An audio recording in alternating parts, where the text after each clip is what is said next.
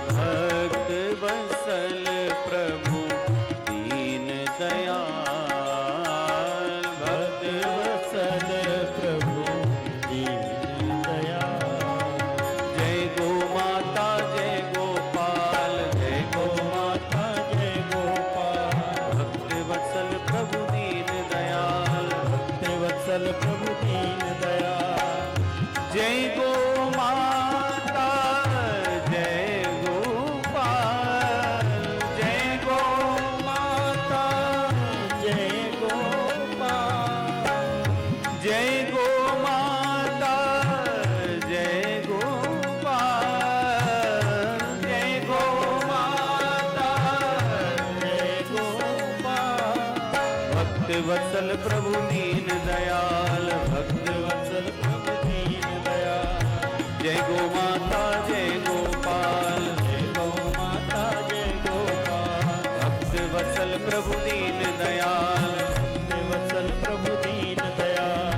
जय गो माता जय गोपाल, गो माता जय गोपाल। भक्त वत्सल प्रभु दीन दयाल, भक्त वत्सल प्रभु दीन दयाल।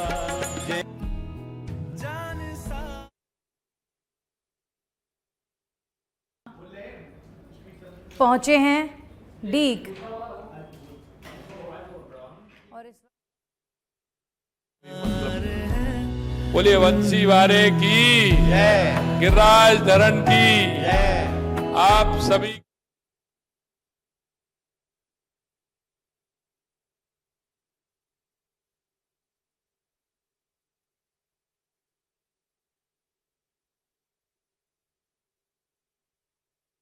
समय पहले आपने निमंत्रण भेजा, मैं सीकर नहीं आ पाया था किसी कारण से लगातार।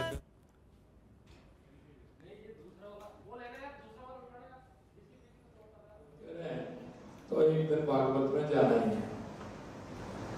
निश्चित रूप से मैं धन्य हुआ हूं कि आप सभी ब्रजवासियों के एक साथ इतनी बड़ी संख्या में मुझे दर्शन हुए हैं। मैं अपने आप को सौभाग्यशाली समझता हूं। सबसे बड़ी बात यह है कि महाराज जी ने कहा ये ब्रज ब्रज ही है और इस ब्रज की रज अपने आप में निराली है। गाय माता, हमारे संत, गंगा माता, यमुना माँ, ये हमारी संस्कृति है और हमारी संस्कृति में हम वृक्षों को भी पूजते हैं, पहाड़ों को भी पूजते हैं, नदियों को भी पूजते हैं, क्योंकि ये हमारी संस्कृति में भगवान ने कहा है कि मैं सभी में वास करता हूं।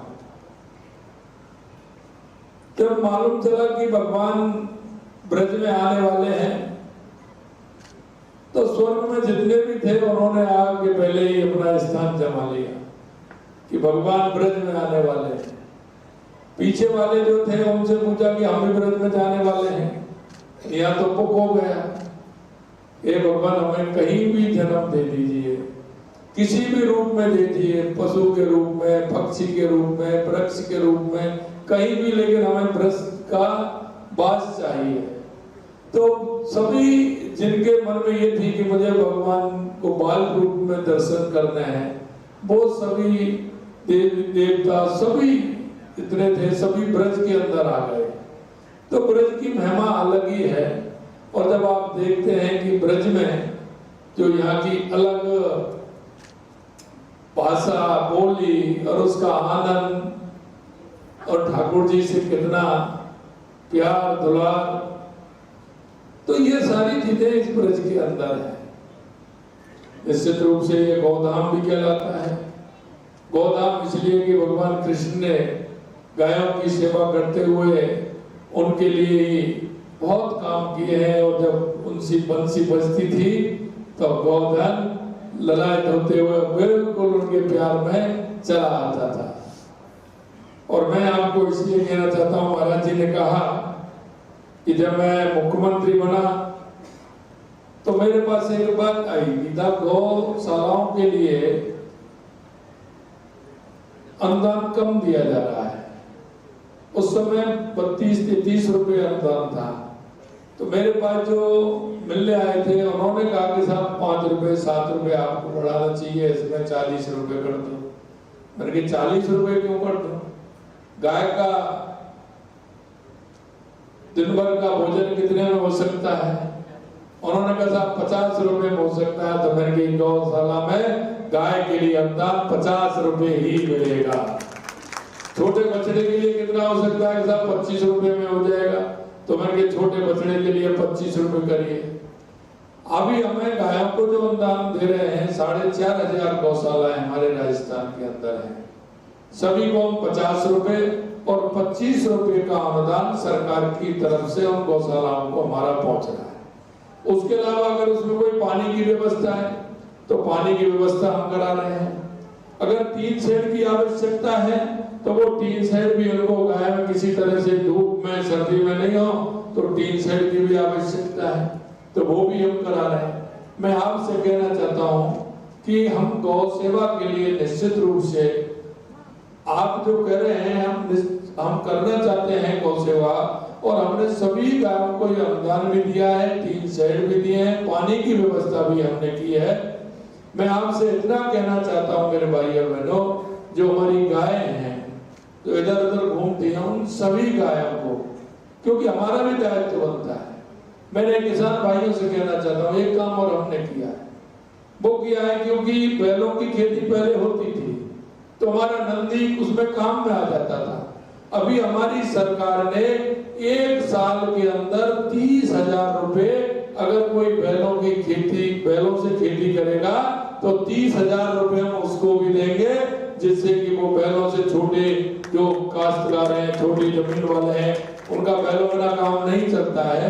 अगर उसमें करेंगे तो 30,000 रुपए का साल में अनुदान उनके लिए भी हम दे रहे हैं। मैं आपसे यही कहना चाहता हूँ, ये हमारी संस्कृति है, ये सनातन संस्कृति जिस तरह से है, धर्म के लिए हमें काम करना चाहिए। हमारे देश के यशस्वी प्रधानमंत्री नरेंद्र मोदी जी, आप देख रहे हैं 500 सालों के इंतजार, राम मंदिर का निर्माण हुआ, बाबा विश्वनाथ का काशी में कॉरिडोर बना, महाकाल लोकपाल का कॉरिडोर बना, और ऐसे बहुत सारे काम हो रहे हैं। हमने भी 100 करोड़ रुपए खाटू श्याम जी के लिए दिए हैं।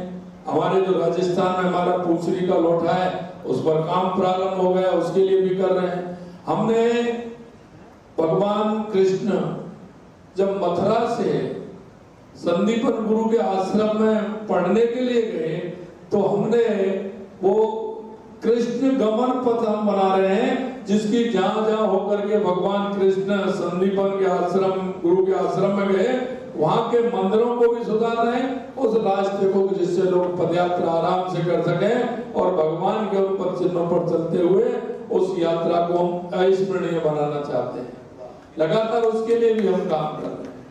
मैं आपसे कहना चाहता हूँ कि हमारी सरकार जहां भी आवश्यकता है हम उस काम को कर रहे हैं, लेकिन साधु संत महंत हमारे सभी हैं, उनको इसके बारे में ज्यादा पता है। आपके अगर कोई और ऐसे प्रस्ताव आएंगे तो निश्चित रूप से हम हमारी संस्कृति के लिए, हमारी गौ माता के लिए जो आप आशीर्वाद देंगे, जो आप कहेंगे, हमारी सरकार पूरी तरह से उसके लिए करने के लिए तैयार है। भाइयों, मैं अपने आप को धन्य मानता हूं, क्योंकि मैं अभी से नहीं, पहले से ही है। अगर मेरे को कहीं कोई निमंत्रण भी नहीं आएगा, अगर मेरे को किसी गांव में होके मैं निकल रहा हूँ या रोड पे होकर के जा रहा हूँ और मुझे ये मालूम पड़ जाता है कि यहाँ भागवत कथा हो रही है, तो चाहे मैं 2 मिनट, 5 मिनट, 10 मिनट उस कथा में रुक करके मैं भागवत कथा को प्रणाम करता हूँ और जितनी मेरा पास समय होता है 5-10 मिनट, घंटे में बिल्कुल सुनता हूँ। क्योंकि भगवान कृष्ण ने कहा है कि वो साक्षात हमारी जो भागवत है साक्षात भगवान कृष्ण है। अगर उसमें आप मनन करेंगे, चिंतन करेंगे, तो आपको लगेगा कि ये जो वाणी इसमें है, और माननीय हमारे स्वामी राजेंद्र दास जी द्वारा आपको उस वाणी का श्रवण किया जा रहा है, निश्चित रूप से भगवान कृष्ण ने इस भागवत माँ के अंदर सब कुछ विराजमान है। और मैं तो कहता हूँ भगवान स्वयं इसमें विराजमान है। इसलिए भागवत को हमें मन से सुनना चाहिए, उसके अनुरूप हमारा आचरण भी हमें करना चाहिए। देखिए, सभी हमारे संत, महंत, मुनि, इनकी बहुत बड़ी देन है, इनकी बहुत बड़ी देन है हमारी संस्कृति को बचाने के लिए, हमारी संस्कृति को आगे करने के लिए। इसलिए सदा संतों, महंतों का, गुरुओं का हम आदर सम्मान करें, हम उनके बताए हुए रास्ते पर चलें। वो कई बार कहते हैं कि ये कुआं इसमें मत गिरिए, खाइए इसमें मत गिरिए, लेकिन फिर भी नहीं मानते। हाँ जी। इसलिए मैं कहना चाहता हूँ ये भागवत कथा के माध्यम से, राम कथा के माध्यम से, और महाराज जी मैं तो आपको एक और कहता हूँ, जो आप गौ कथा कहते हैं ना, तो निश्चित रूप से मन आनंदित हो जाता है जब आप गौ कथा सुनाते हैं। तो गौ कथा को भी सुनिए।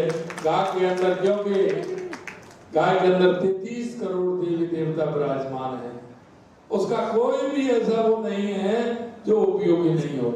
मेरा तो महाराज जी यहाँ भी जब मैं भरतपुर रहता था, जब भी मेरे पास में गाय रखता था, और मैं गांव में तो गाय रहती थी, और अभी मैं जयपुर रहूं तो भी मां गाय, और अभी मैं सीएम हाउस में मैं बाद में गया और मेरी गाय वहां पहले गई थी। और अब भी सुबह जब मैं जगता हूं तो पहले मैं गौशाला ही जाता हूं, मेरी गायों के दर्शन करता हूं, उनको गुड़ रोटी खिला करके उसके बाद मेरी दिनचर्या प्रारंभ होती है। गाय का बहुत महत्व है, बहुत महत्व है।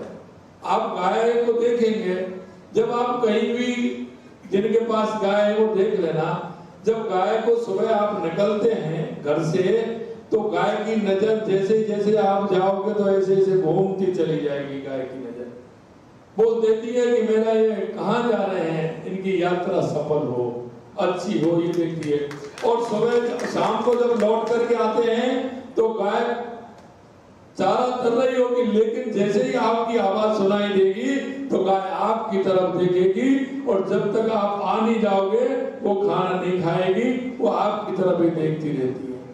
ये जीता जागता एक उदाहरण है। और अगर किसी ने नहीं देखा तो जाकर के देख लेना कि गाय का महत्व कितना है।